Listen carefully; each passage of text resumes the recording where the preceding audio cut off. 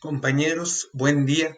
Estamos ante la toma de clase del curso de Metodología de Ciencia del Derecho, la quinta clase, para que sigamos con este curso que se ha implementado por medio de la Universidad CEI México, curso virtual, curso en línea, en el cual nos experimentamos. Como abogados necesitamos de este tipo de plataformas para llevar el conocimiento, para llevar las prácticas en cuestión académica hacia pues los lugares en los cuales se proyecte la plataforma. Ahora, primeramente quiero dar gracias, agradecerle a todos aquellos alumnos que están mandando adecuadamente sus tareas, sus trabajos, los están mandando en tiempo y forma. eh, para los que están también observando la clase y estando ahí en comunicación, a todos ustedes les doy gracias. Vamos a seguir, ya vamos la mitad, un poquito más de la mitad. Si bien ya tenemos hasta el 13 de octubre para cerrar todas estas plataformas, para cerrar todas estas materias que estuvimos viendo a través desde, desde septiembre. Y pues bienvenidos sean a su plataforma. Vamos a dar inicio al quinto toma de clase. Quisiera yo nada más hacer el comentario de que pues checaran la cuestión de las tareas. Si hay alguno que tiene todavía problemas en subir las tareas, por favor, es necesario que me contacten por medio del correo para que me expliquen la situación en la cual pues ustedes no o se vieron imposibilitados de enviar en tiempo y forma la tarea. Explíquenme bien, justifíquenmelo y soy totalmente accesible en esa situación.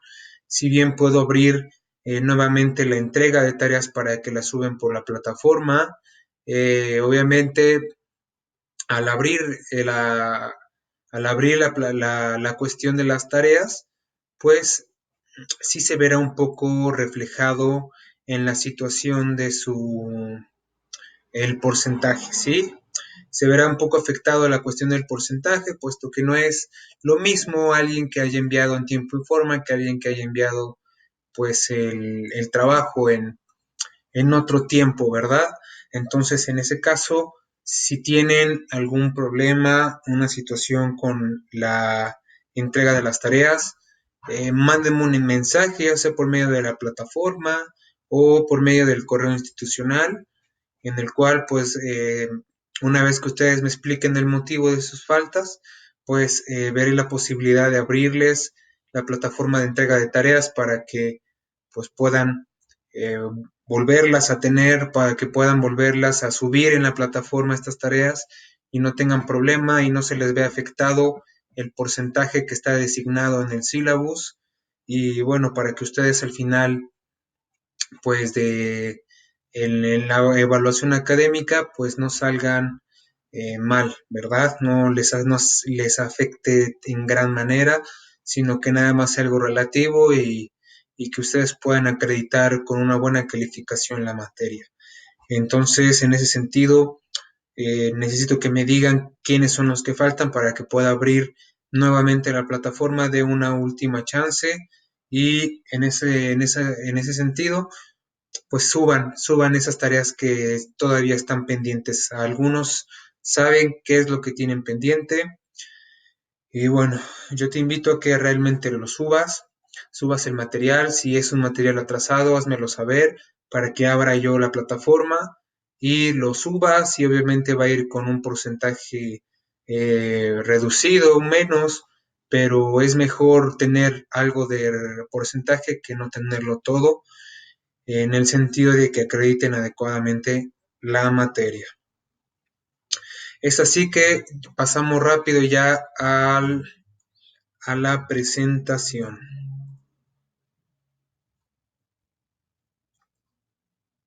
pasarme por acá. Bien. Técnica jurídica. Nos habíamos adentrado acerca de lo que eran las técnicas jurídicas que en la actualidad, en el actual formación del derecho, pues realizamos.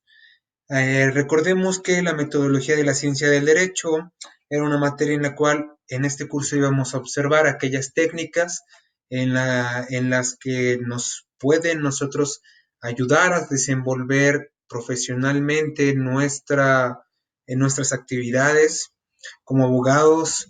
Recordemos el principio, técnicas que ofrecimos en el cual su servidor veía algunas eficaces, algunas idóneas para llevar a cabo un plan de estrategia, un plan de acción para que tú pudieses tener herramientas en cuanto tú ya estés preparado en cuanto tú ya estés preparado a salir en el mundo laboral.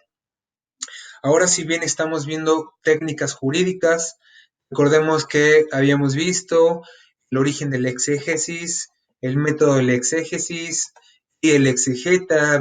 Recordemos que el exégesis es el método de interpretación en su literalidad de la ley. Vemos que el exégeta era aquel persona especializada en la interpretación de la norma, interpretación de textos normativos, de doctrinas, en el cual este método exegético era el que nos ayudaba a sacar la esencia de la norma, la pura, digamos, la pulpa de la norma. Me gusta poner mucho ese ejemplo, pero es así, el exegético es aquel que va a sacar toda la pulpa, toda la sustancia, la norma, todo lo que la literalidad de la norma para lo que fue creado es. En ese sentido, pudimos darnos cuenta en las clases anteriores lo que es el exégesis y cómo era presentado. Después habíamos visto técnica jurídica, haciendo un paréntesis en la cibernética. Obviamente estas técnicas les estoy enunciando son técnicas que son actuales, que son frescas, eh, que son implementadas en nuestra época, puesto que iba a ser algo inservible que yo enseñara técnicas jurídicas de hace 50 años, de hace 20 años, justamente no nos serviría este tipo de información. Es así que a mí me llamó mucho la atención y lo vi como primordial el ofrecer técnicas jurídicas desde la actualidad y qué temas son los que pueden crear e innovar estas relaciones jurídicas para en la cuestión profesional.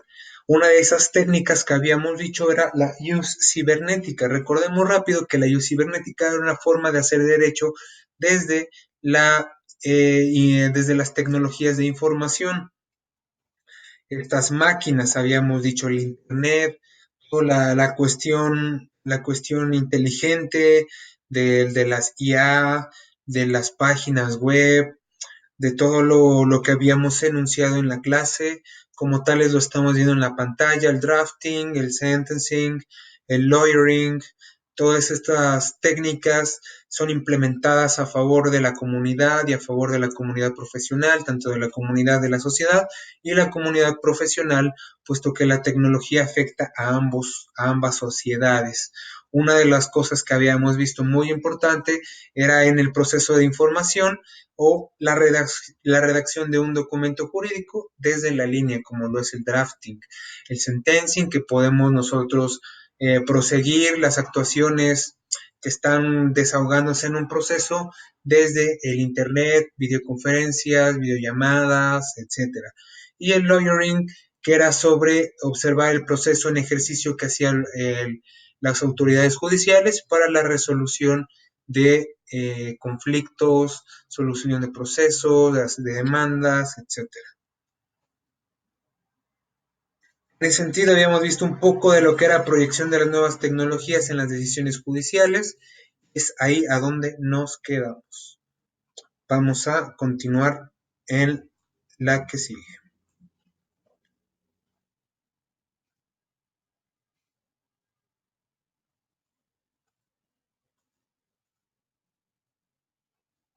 Bien. Habíamos visto primeramente la técnica jurídica, la forma de proyección de nuevas tecnologías en decisiones judiciales, como lo habíamos visto anteriormente. Ahora vemos el derecho como técnica social de control y reforma. Bien, ¿qué dice? No solamente el derecho se va transformando en forma pasiva, sino que es una herramienta de cambio social. Cuando el Congreso adopta, sanciona una nueva ley, al mismo tiempo modifica la conducta de la gente afectada por esa ley. Es decir, que si la ley es regresiva, la conducta va a ser regresiva. Es cierto modo, en cambio, si la ley es progresista, obliga a la gente a modernizarse, a adoptar una actitud más pro-social o más a favor en la sociedad. Esto es, que el derecho no solamente refleja la sociedad, sino que a su vez la cambia. Esto es algo que tiene mucho valor en las cuestiones de las legislaciones, puesto que todas las normas, todas las legislaciones que van implementadas a la sociedad tienen que realizar un cambio, tienen que llevar un impacto. Se dice que si una legislación implementada o promulgada no obtiene un cambio, entonces prácticamente es una legislación sin sentido, sin fundamento y banal. Entonces, todo el objetivo de las leyes, de todas las normativas, de todas las legislaciones es provocar un cambio en la sociedad. ¿Qué sigue? Distinguir entre el jurisconsulto y el legislador, por una parte, la gente que hace o modifica las leyes o que las reglamenta, de la persona que ejerce la profesión de abogado, de otra, en ingeniería está el ingeniero que diseña artefactos o procesos y después el ingeniero que se ocupa del mantenimiento, por ejemplo, de una fábrica y a quien no se le pide que innove sino en algún detalle. Bien, aquí vamos a detallar todo lo que acabamos de leer. Dice, el derecho como técnica social de control y reforma. Bien, históricamente sabemos que toda la historia del mundo ha llevado por, eh, vamos a decirlo de esta manera, ha corrido con sangre. Toda la historia, el cambio y el orden se ha impuesto por guerras, por actividades hostiles, por imposiciones de intereses de otros países, y en ese sentido da la creación de lo que conocemos como el mundo o el estado moderno en el que estamos viviendo actualmente. Pero ¿desde cuándo el derecho es empleado como técnica social de control y reforma? Bien, el derecho primeramente se ubica o nace, si bien lo habíamos comentado en clases anteriores, desde el derecho romano. Sabemos que los romanos fueron aquellos primeros en obtener y recapitular primeramente el Senado griego, todas aquellas eh, leyes, reglamentos que habían puesto el, ¿cómo se llama? El griego, los griegos, estos personajes que dieron mucho de la lógica, dieron muchos aportes acerca de la sabiduría humana y de su orden.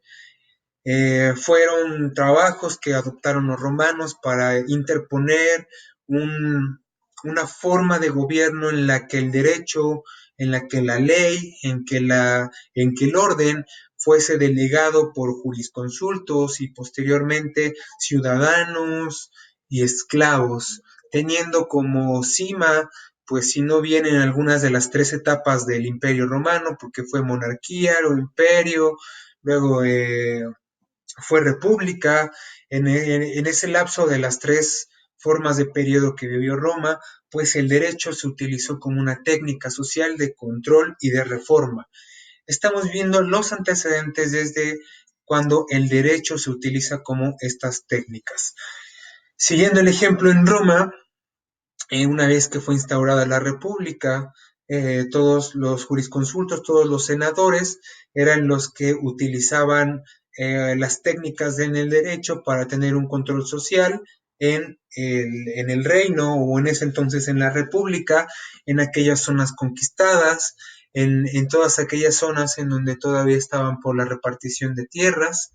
El derecho era utilizado como una técnica de control para que la sociedad no se balanceara, no estuviera en un péndulo y pues arriesgara el bienestar y la paz social, pues ellos tuvieron la obligación de instaurar y de interponer todo este sistema doctrinal del derecho para tener el control en la sociedad. A esto nos referimos con los antecedentes del derecho como técnica social. Antes, mucho antes, se tenía que el rey o aquella persona que detentara el gobierno en un determinado territorio era el único que daba la ley conforme a la palabra. Y en ese sentido nos pasamos desde el Imperio Romano, las tres fases de Roma, hasta la monarquía francesa o el absolutismo.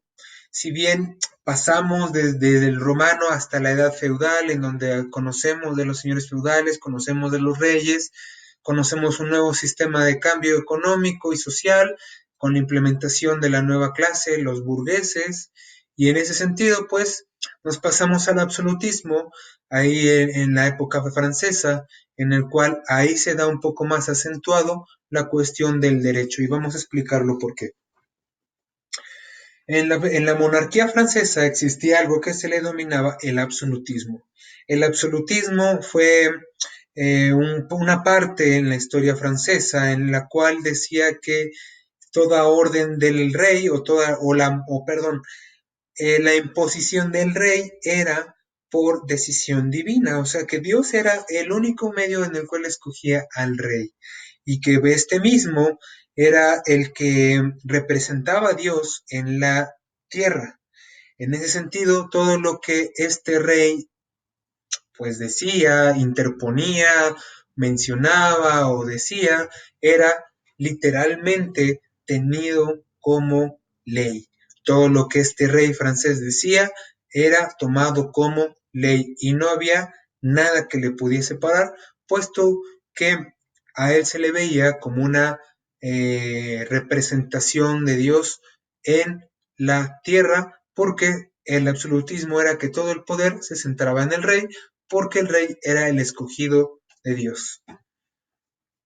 En ese sentido, podemos ver que el derecho, si bien estaba un poco menos acentuado en esta época, porque las cortes, la aristocracia, se tenían que someter bajo las decisiones del rey, y a veces el rey hacía o cometía varias situaciones arbitrarias de las cuales nadie le ponía alto, porque pues sabíamos que él era la autoridad máxima en la monarquía francesa.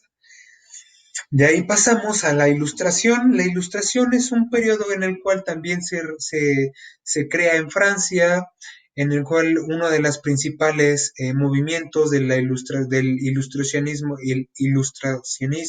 de la Ilustración francesa, perdón, fue justamente la implementación de los ideales de la libertad y la colectividad. Recordemos que los burgueses eran ajenas a la corona, pero por actividades comerciales pudieran tener, pues, capital, ya sea humano y ya sea económico o ya sea de tierras, en el cual a veces pasaba un poco más elevado, pasaba un poco más hacia el clero, a la burguesía, perdón, a los aristócratas o iba a la par con el rey. Entonces estos nuevos burgueses querían estar involucrados en el gobierno, cosa que a los aristócratas no les pareció, porque obviamente ellos sabían que la nobleza y el gobierno tenía que ser detentado por la misma nobleza, por la misma sangre, y no había otros personajes que tenían que gobernar como los ciudadanos o como esos nuevos ciudadanos que tenían ya ese poder en el reino. Es así que la ilustración sale con la cuestión de la implementación de los burgueses cuando tienen ese tipo de problemas en el ascenso a la monarquía o en el ascenso al gobierno, se ven frenados por los aristócratas y los burgueses empiezan a planificar, empiezan a organizarse para que vean que todo el gobierno debe de ser detentado por la sociedad, para la sociedad, un gobierno que debe ser gobernado por la gente, para la gente. En ese sentido, pues el rey, el monarca en ese entonces, pues abusaba de sus derechos, mientras aumentaba impuestos brutales a la población, este se daba un banquete en la corte francesa, en el Palacio de Versalles, y pues obviamente al aumentar impuestos generas una desestabilización económica en las familias francesas, y lo que hace pues es que pues empieza a haber hambruna. Una vez que se hace todo esto, el hartazgo social, el hartazgo burgués, hacen que se organice todo esto y den a cabo la explosión a todos estos ideales de libertad y sociedad. Tal es el caso de la Revolución Francesa. Si bien la Ilustración funcionó para alumbrar aquellas prácticas que estaban ya por desuso, tales como la monarquía, uno de los principales autores o fundadores del ilustracionismo, de la ilustración, fue Montesquieu, Charles Barón de Montesquieu. Este personaje fue muy importante puesto que instauró o implementó el Estado moderno y la división de poderes. La división de poderes conformado, como ya todos los conocemos, como poder judicial, el ejecutivo y el legislativo, cada uno detentando cada uno de estos poderes iban a ser representados por la sociedad y se eliminaba automáticamente el autoritarismo y el absolutismo de una monarquía o de alguna corona. Dicho estos pensamientos, en esa época eran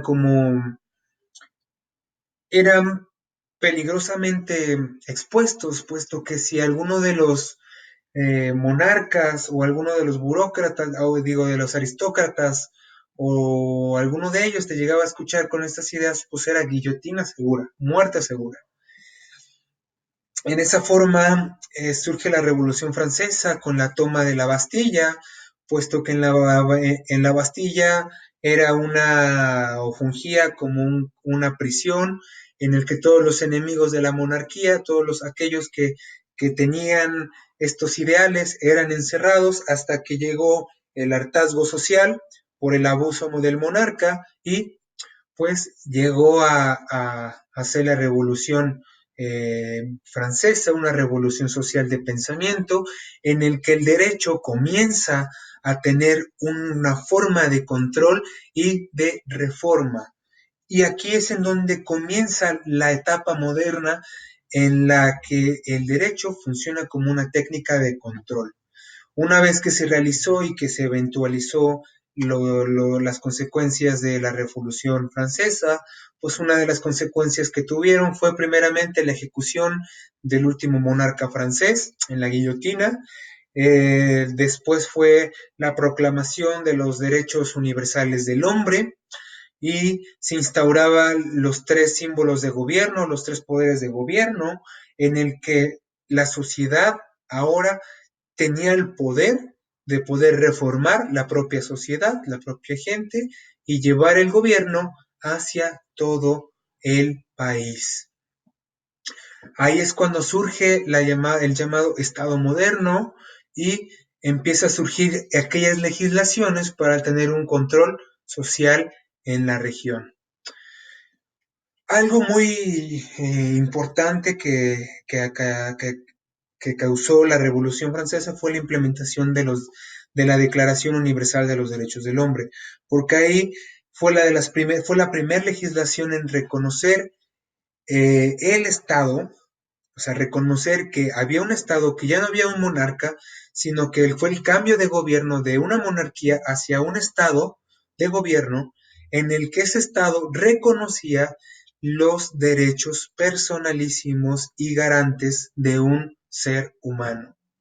Ahora, fue algo muy innovador a su época, pero todavía le faltaba detallarlo. La única, hablemos de las desventajas y las desventajas de esta declaración.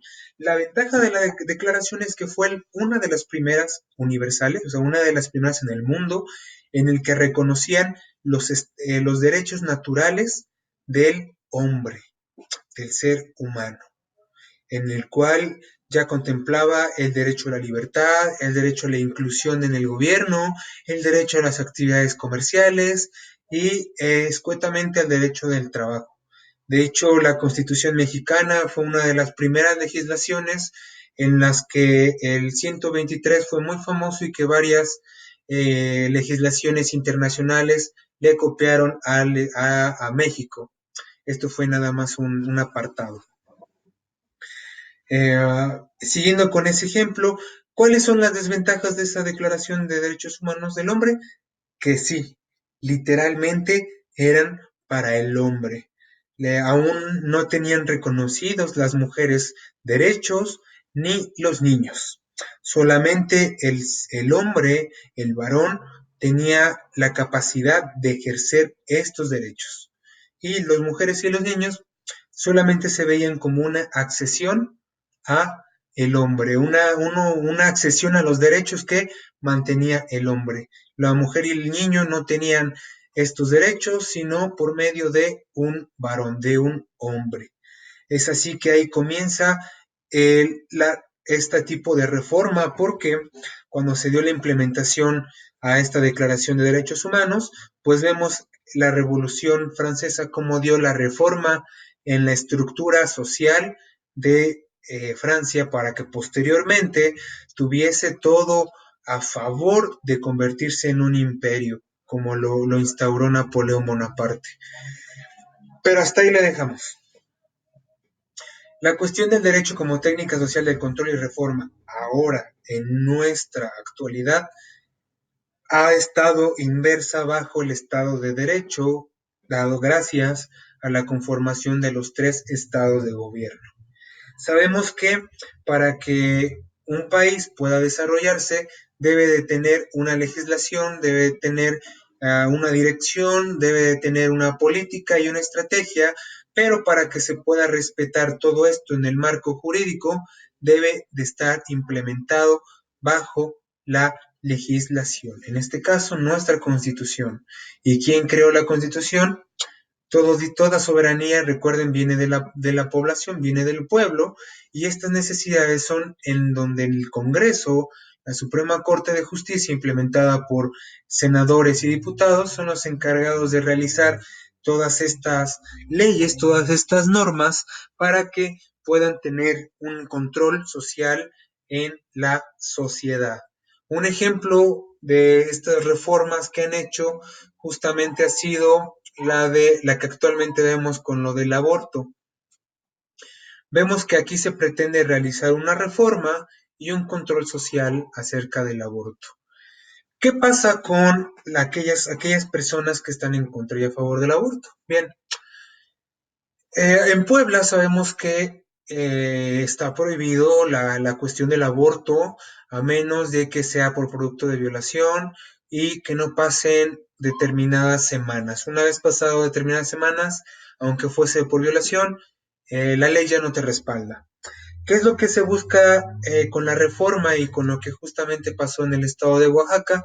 Que vino una reforma en el que reformó este artículo para que, en primera, el aborto fuera gratuito, fuera legal, fuera seguro y que en ese sentido lo diera el Estado. Esta fue la reforma. Y que también, si pues ya no fuese solamente en violación, sino que fuese ahora, pues por el simple hecho de que no lo quieres, el producto, pues vas y te sometes a esta operación. Pero también hay una determinada fecha en la que tú puedes hacerte esta operación. En ese sentido, ¿Cómo funciona? ¿Cómo surge el control social? Recordemos que somos seres biológicos, sociológicos o sociales, somos culturales y biológicos, socioculturales. Sí, ok, somos biológicos, sociales y culturales. Somos biopsicos, socioculturales. Pero me faltó que son biológicos, psicológicos, sociales y culturales. Son cuatro. Erré en las primeras descripciones, pero recordamos que somos cuatro. Somos seres biológicos, compuestos de un físico, compuestos de material orgánico, compuestos de material físico, biológico. Después somos seres psicológicos, que nosotros tenemos un entendimiento, una lógica, personalidades, conductas, caracteres, cada uno está dotado de esto. Somos personas sociológicos o personas sociales que vivimos justamente en un grupo social. Para nuestra propia supervivencia es necesario que vivamos en una colectividad. Es ahí que somos seres sociales. Y por último, culturales. Somos seres que a través de la historia hemos aprendido de nuestros errores, ya sea para el bienestar o ya sea para el aprovechamiento. Entonces, somos seres culturales en el cual, dada nuestra historia, somos lo que somos debido a nuestra identidad. En ese sentido, la sociedad o el control social surge cuando hay una necesidad que está inversa, que está ahí en la población. Para efectos del pues del ejemplo, allá habíamos hablado del aborto, justamente para que se dé este control social, se debe de tener primeramente que la sociedad esté conforme o inconforme. Hemos visto en las noticias la llamada marea verde,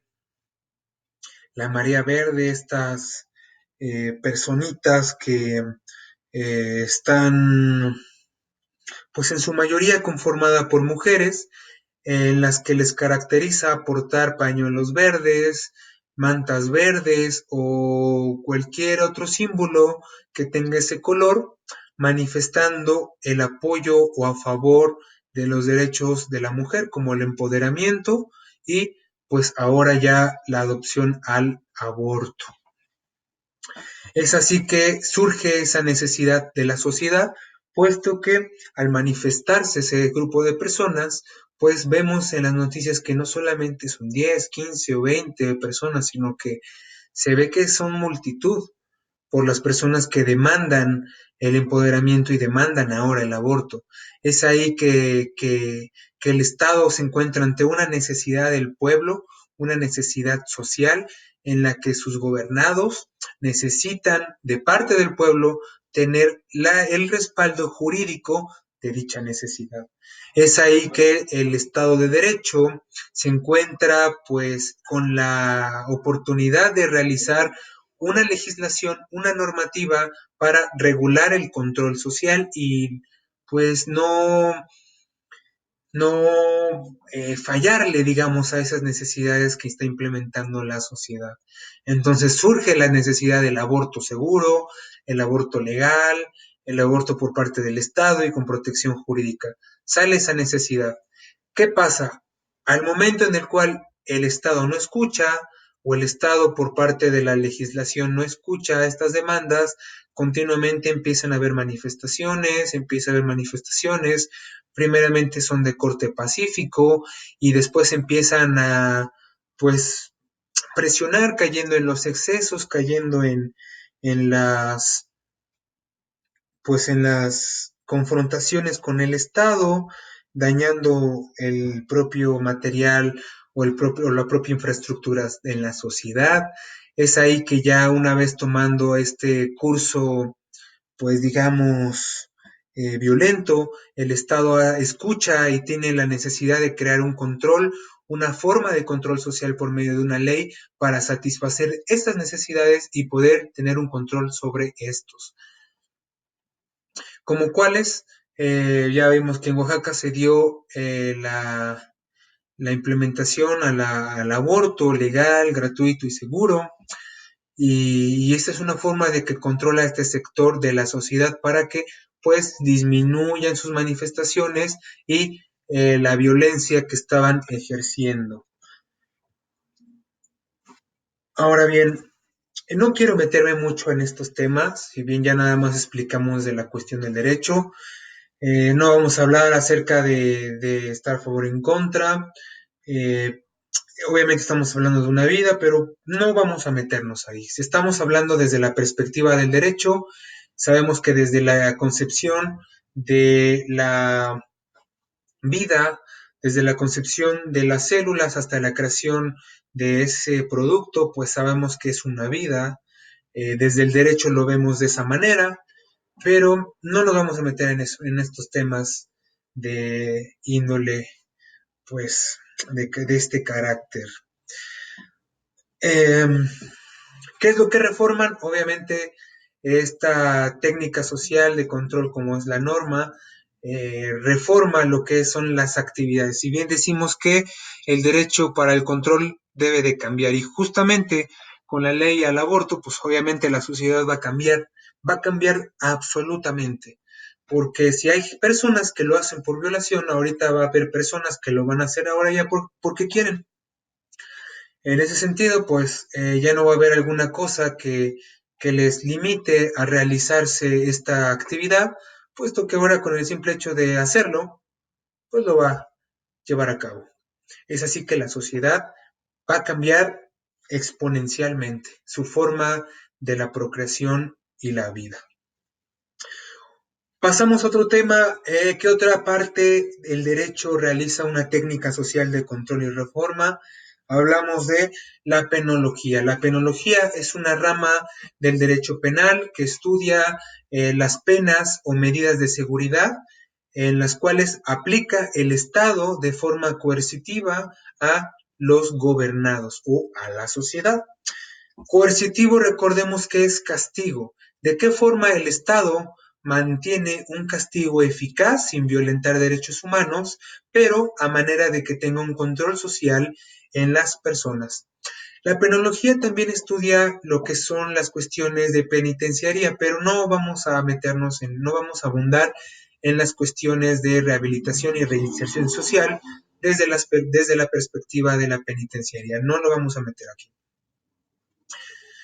Vemos que la forma coercitiva en que el Estado actúa frente a algún delito que esté realizando algún particular o algún delincuente, alguna persona que incurre en un delito, pues podemos observar que es una forma de control social. Un ejemplo, antes no se tenía previsto el fenómeno de feminicidio, si bien para todos era visto el homicidio y de ahí salían sus agravantes. Sabemos que el homicidio es cuando una persona priva de la vida a otra persona, bajo el medio que fuese.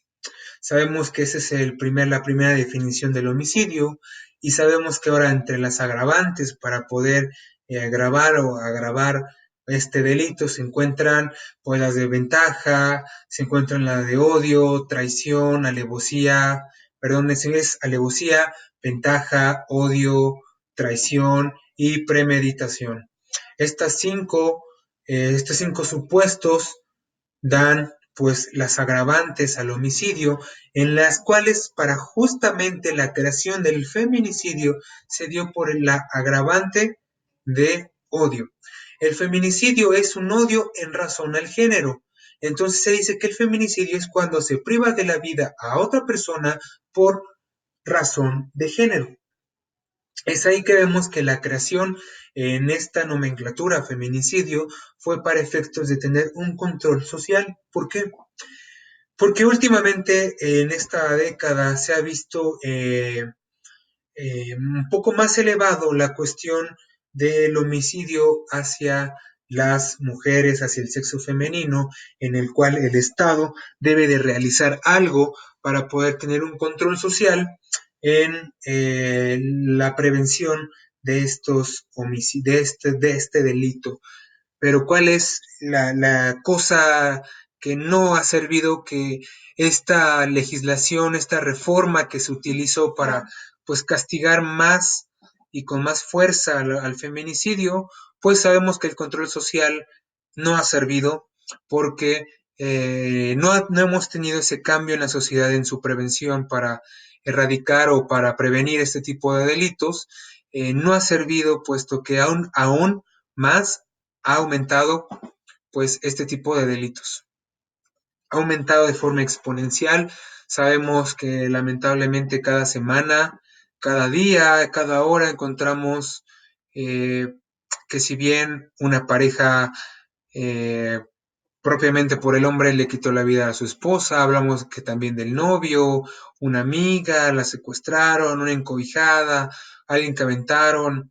Realmente sabemos lamentablemente que nuestra sociedad mexicana parece ser que justamente con leyes que aprobaron, parece ser que estamos estamos regresando todavía a, pues, prácticamente pues, a un estado ingobernable, como bien lo decían. Estas leyes no están siendo progresistas, sino que están siendo regresivas, como lo leíamos aquí arriba, donde habíamos hablado que la ley es regresiva y la ley es progresista cuando actúa una cosa favorable a la sociedad. Realmente con este tipo de reformas a nuestra legislación, lo único que están implementando son leyes regresivas en las cuales pues aumenten más la penalidad, más el castigo y la prevención pues no se tome absolutamente en cuenta. Previamente habíamos hablado pues de la cuestión del feminicidio, así bien el Estado lo sacó para atacar y prevenir el feminicidio, perdón, el homicidio hacia el sexo femenino, pues sabemos que su control social no ha funcionado porque siempre hemos visto que se sigue dando mucho más la pues la llevada a cabo de este delito. Pero ¿por qué? Me dirán, ¿por qué eh, no se cumple totalmente este control social? ¿Por qué? Porque el Ministerio Público, para poder acreditar el feminicidio, tiene que acreditarlo debidamente como la ley lo expresa. Recordemos el exégesis. La ley nos dice que el feminicidio es cuando privas de la vida a una mujer, bueno, a una persona, en razón o género por odio. Entonces, ¿cómo acreditamos nosotros primeramente el odio en el cual una persona priva de la vida a una mujer? Simplemente, ¿cómo acreditamos el odio hacia el otro sexo? Es ahí que todo se queda en esa delgada línea. Es por eso que es muy, ¿cómo lo podemos decir? No difícil, sino que es muy complejo la acreditación del feminicidio. Obviamente el Ministerio Público cuando sabe de la privación de una mujer, la privación de la vida de una mujer, automáticamente te va a decir feminicidio. Te va a decir fácilmente feminicidio, feminicidio. Pero el problema es que cuando se judicializa esto, cuando se va y se expone el tema en su acto, en su acta constitutiva, perdón, en su pliego petitorio, en el pliego petitorio es aquel documento en donde el Ministerio Público te pone las cuestiones de ley, te pone el imputado, las formas de comisión, el delito, te pone la justificación y todo esto se lo expone al juez de control, el juez de oralidad, el primer juez el que va a fungir como el regulador para que se dé el juicio. ¿Qué es lo que pasa aquí en esta situación? Que el Ministerio Público te da rápidamente el visto bueno de, de feminicidio y lo acredita, pero algo y lo vemos en las noticias, que vemos que personas que fueron agarradas o fueron tomadas, fueron aprendidas y fueron primeramente acusadas por feminicidio, luego vemos que pues salen libres, justamente por la omisión y la justamente por la omisión ante la justificación de la acreditación del tipo penal. Es ahí que muchos de las personas que están acusadas por feminicidio salen libres, porque no se realiza adecuadamente la interpretación ni la justificación de esto. Entonces vemos que el derecho como técnica social de control siempre se va a implementar desde que el Estado observa una necesidad real, una necesidad en la sociedad y que esta misma le exige al Estado el cumplimiento de esta necesidad para llevar a cabo el bienestar de la misma. Es ahí que el Estado, por medio de las actividades legislativas, promueve ya sea una normativa, ya sea alguna reforma o una añadición, en el cual esta normativa o esta reforma lo que crea es una forma de control social, o sea, para satisfacer las necesidades del pueblo y como principal opción el cambio, es lo que busca el cambio. Si no tiene el cambio, entonces vaya, esta técnica que implementa el Estado absolutamente no servirá. Al final habíamos hablado de no es lo mismo, hay que distinguir los papeles de un jurisconsulto y un legislador. No es lo mismo un legislador hacia un jurisconsulto, hacia un abogado que prevé o que está en contacto en el campo laboral todos los días, a algún legislador que solamente obtiene el proceso en las manos y ellos crean las reformas. No es lo mismo. Bien, si bien la rama del derecho o la ciencia del derecho es multidisciplinar. Esto es, que habrá abogados que se formen ya sea en la cuestión jurisprudencial, otros se sean introducidos a la carrera judicial y sean jueces, o haya personas que funjan como asesores, o hay otras personas que funjan como investigadores. Entonces, todos estos papeles como abogados cumplen y cada uno funge como un organismo, funge como vamos a decirlo, un engranaje en donde el Estado puede mover el engrane mayor que es el derecho para cumplir pues las necesidades de la sociedad y tener un control en ellas. ¿Qué más? No se le pide un diseño nuevo, sino que se le pide implementar los diseños creados por otros. Estamos hablando de todavía este ejemplo que les coloqué. Se les pide creados por otros. De esta manera, semejante, la profesión de abogado es un servicio, lo mismo que la profesión de médico, que debe distinguirse de la investigación médica. Vemos que cada uno de los papeles que fungirán como abogados, pues determinará el engranaje que juntos somos el organismo de Estado de Derecho.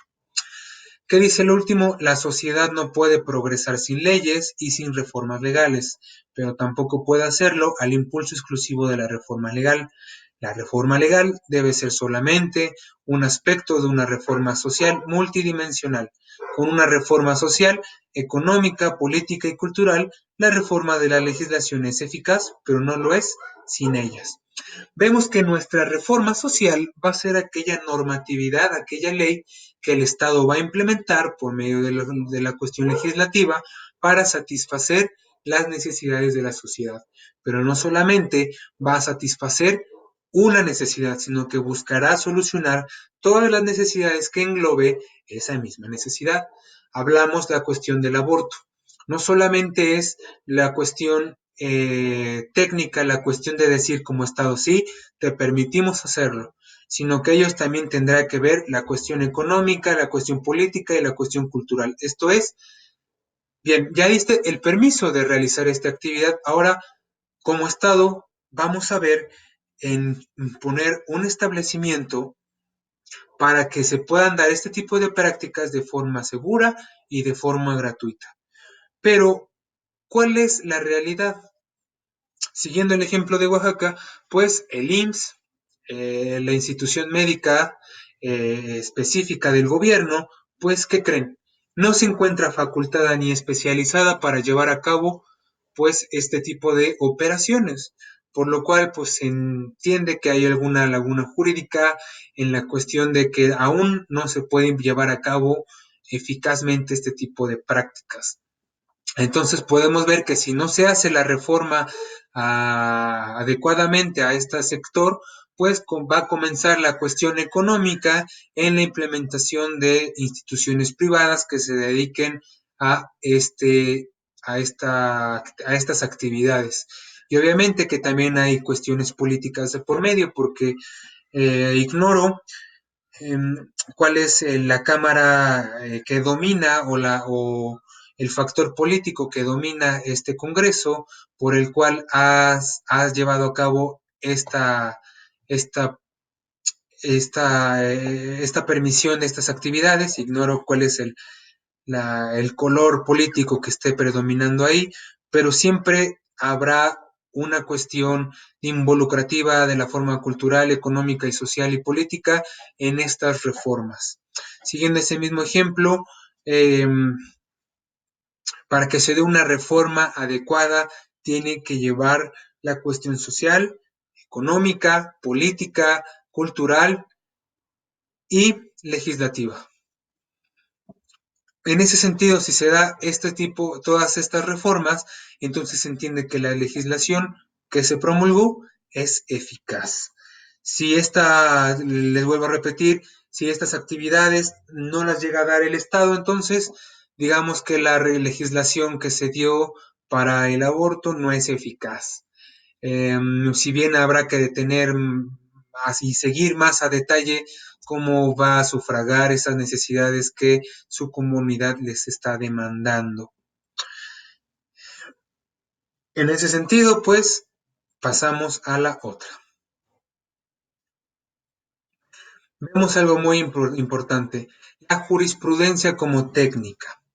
Sabemos que la jurisprudencia es una técnica en la cual se somete la creación de una ley o la promulgación de una ley, o si bien tenemos que es un proceso en el cual se dan una serie de pasos para la conformación de una ley o norma. Pero, ¿cuál es la técnica de la jurisprudencia? Bien, vemos. El objeto de analizar la jurisprudencia como técnica es permitir una visión global del alcance y significado de la jurisprudencia en su sentido amplio,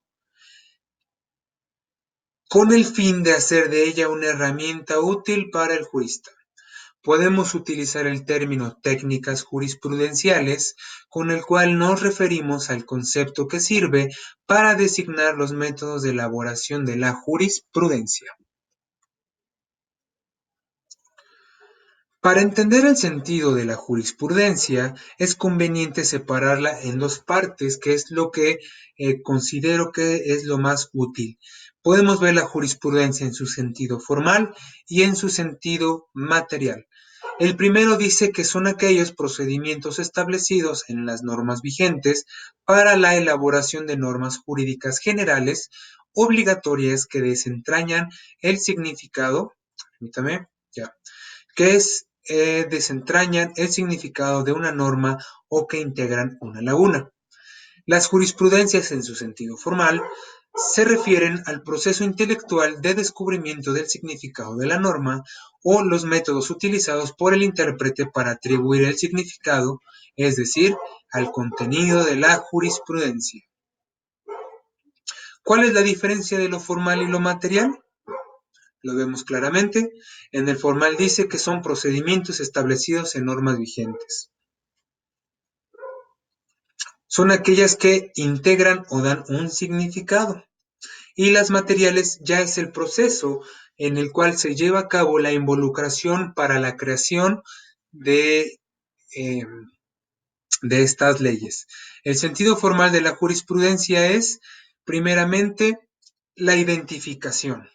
La identificación de, vamos a decirlo, de alguna laguna jurídica, de alguna norma que necesite ser reformada o de alguna situación o alguna actividad que la sociedad esté haciendo que requiere una regulación. El sentido formal de la jurisprudencia será primeramente la identificación y llevar a cabo una serie concatenada del proceso para formular esta ley.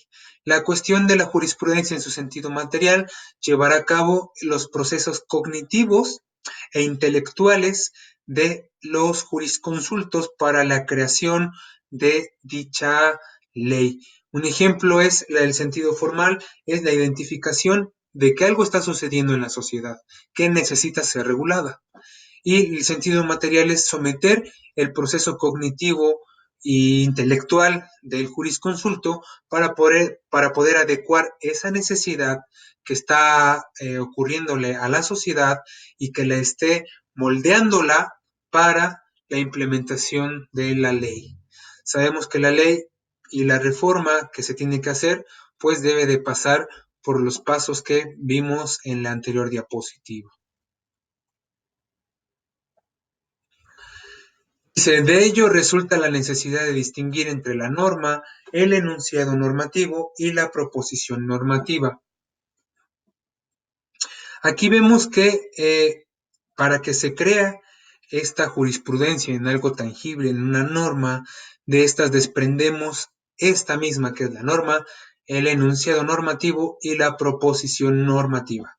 La norma es una regla que establece una conducta como obligatoria, prohibida o permitida, que ésta se caracteriza por un operador deóntico que corresponde a lo obligatorio, lo prohibido y lo permitido.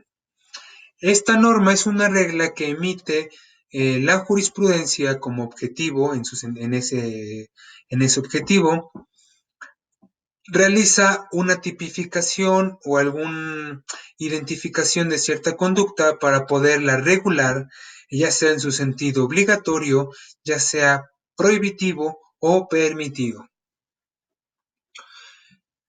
¿En qué sentido lo llevamos esto? Bien, para la creación de una norma debemos de tomar en claro una necesidad, ya sea algo nuevo que se cree en el Estado de Derecho, alguna institución nueva, alguna actividad nueva que esté surgiendo en la sociedad, que ésta amerita una regulación. Me gustaría, para no abundar tanto en la norma, porque hablar de la norma en cuestiones nacionales sería muy complejo, lo voy a poner en este ejemplo. Digamos que la creación de una empresa, digamos que México es una empresa multicomercial que da muchísimos servicios. En ese ejemplo podemos ver que si no tenemos bien en claro para qué es lo que va esa empresa, pues obviamente todos los trabajadores llegarían tarde, harían lo que quisieran, tuvieran pues hasta abusando de la propia empresa, viviendo a costas de la empresa, y que esta misma, para tener un control regulatorio en sus funciones, necesita crear reglas, reglamentos. Para efectos de la empresa vamos a denominarle reglamentos, para efectos nacionales les denominamos norma o ley. En ese sentido, estas reglas nos van a ayudar para que tengamos bien en claro nuestras posiciones y sepamos qué tipos de cosas nos están permitidas, nos están prohibidas o tenemos la obligación que tengamos que realizar. Entonces, en esta empresa, obviamente, hay reglas, hay funciones en las cuales, pues, un empleado no puede realizar. No es lo mismo que un empleado haga un trabajo, un trabajador, un peón haga el mismo trabajo que un gerente, que un administrativo. En ese sentido, habrá reglas en las cuales la empresa tiene que expedir para que determinen cuáles son las obligaciones que tienes como trabajador, que tienes como un obrero, que tienes como un administrador o que tienes como un gerente. De ahí a que estas conductas se regulen por medio de obligatoria. La cuestión prohibitiva es aquellas formas que la empresa o que la nación da a fin de que sean prohibitivas. Hay normas que son prohibitivas, tales como el código, la ley penal del Estado de Puebla, son leyes que son de carácter prohibitivas, puesto que ahí nos especifican en el tipo penal qué conductas son manifestadas como delito. Entonces ahí se nos tiene algunas conductas de carácter prohibitivo. Regresándolo al ejemplo de la empresa, habrá también cosas que la empresa diga a sus trabajadores que no puede o que se les tiene prohibido tener acceso a cierta información de la empresa o a cierta actividad empresarial. El ejemplo que ustedes quieran poner. Y la cuestión permitida o permitiva es aquella función que la empresa va a otorgarle a sus empleados la facultad de llevar a cabo algo que está en sus funciones. Todo esto claramente lo vemos en la norma y que esta misma debe de estar impuesta por estas tres. Debe de ser de carácter obligatorio, debe de tener un carácter prohibitivo o impositorio y debe ser de carácter permitiva o permisiva. Es ahí que vamos a quedarnos hasta acá. Vamos a quedarnos hasta esta parte. Vamos a ponerle aquí nuestra marca. Bien. Y pues posteriormente seguiremos analizando la cuestión enunciativa normativa y la proposición normativa. Es ahí, compañeros, que nos estaremos viendo, primero Dios, en la otra emisión de la sexta clase de Metodología de la Ciencia del Derecho. Para mí es un placer, un honor, ya saben, estar aquí aportándolos más, porque también ustedes me aportan a mí en el sentido de retroalimentación. Y pues no me queda más que decirle hasta la próxima y nos vemos en la siguiente emisión. Gracias.